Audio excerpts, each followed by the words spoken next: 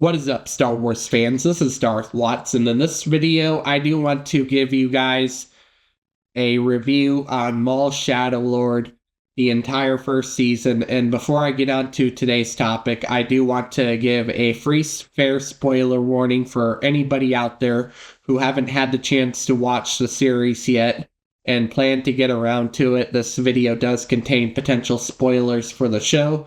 So if you're one of those who haven't had the chance to watch the series yet and don't want any spoilers, I highly recommend hopping off this video right now, for this video does contain potential spoilers.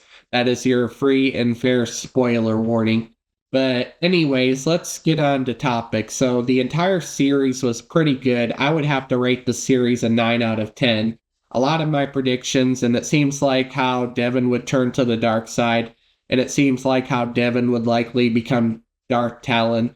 My predictions on her becoming Darth Talon is likely becoming true, and the reason why is because Devin turns to the dark side, eventually accepts to become Darth Maul's apprentice.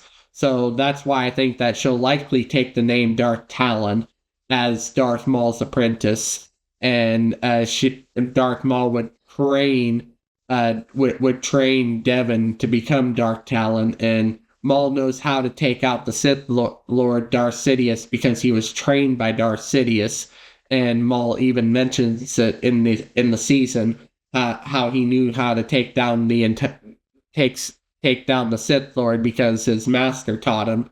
But his master ended up betraying Maul because of what happened in Episode 1, where Maul ends up getting cut in half, and the Jedi end up winning, like Obi-Wan Kenobi ends up winning. And basically Maul failed Sidious and has become a rival, and we see in the Clone Wars where Maul gets electrocuted by Sidious because Maul has become a rival, and the Emperor wants him dead. The Inquisitors, as they were facing Maul, says, "There is no surrender for you. The Emperor wants you dead." So we get introduced to the Inquisitors. We see Murrock again in the Ahsoka series, but we get Murrock and the Crow.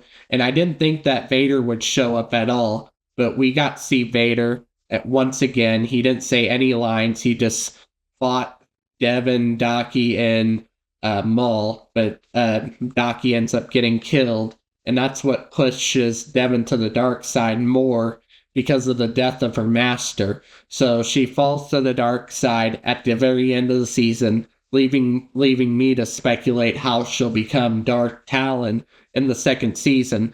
And the idea of Darth Maul and Darth Talon was an idea that was taken from George Lucas's original sequel trilogy, because we do know in the Star Wars Archives book, we have George Lucas's original plans for the sequel trilogy, where he planned for Maul to become the main villain of the sequel trilogy and Darth Talon as his apprentice.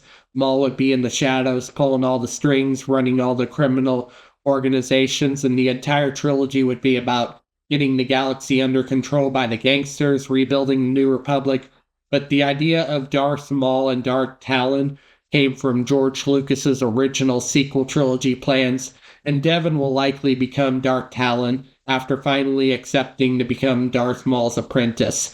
And the whole second season's going to become more interesting, and the ending really made me understand why they announced the second season, because we kind of got left off on a cliffhanger. So we still need a second season, and Maul Shadow Lord is doing impressively well on Disney+. The viewership is going up, and it's a success for the streaming service of Disney+.